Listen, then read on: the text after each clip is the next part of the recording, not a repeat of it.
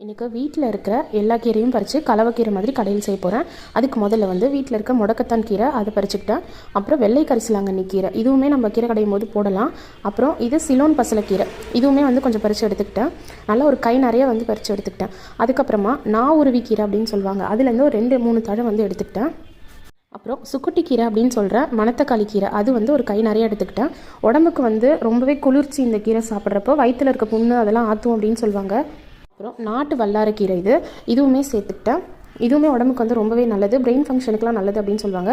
இது வந்து தவசிக்கீரை, இது மல்டிவிட்டமின் கீரைன்னு சொல்லுவாங்க. அப்புறம் இது வந்து நாட்டு பொன்னாங்கண்ணி கீரை, இதையும் கொஞ்சம் பறித்து எடுத்துக்கிட்டேன்.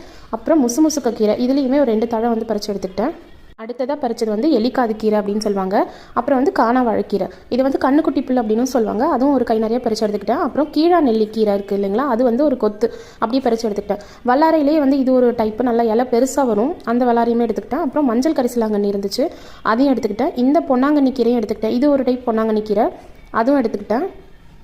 இதுதான் இன்றைக்கான ஹார்வெஸ்ட். எல்லா கீரையுமே பறித்து எடுத்துக்கிட்டேன். அப்புறம் செடியில் வந்து எப்போவுமே வந்து ஒரு 4-5 மிளகா வந்து இருக்கும், அது மாதிரி இன்றைக்கி ஒரு 4 மிளகா இருந்தது, அதையும் பறித்து எடுத்துக்கிட்டேன்.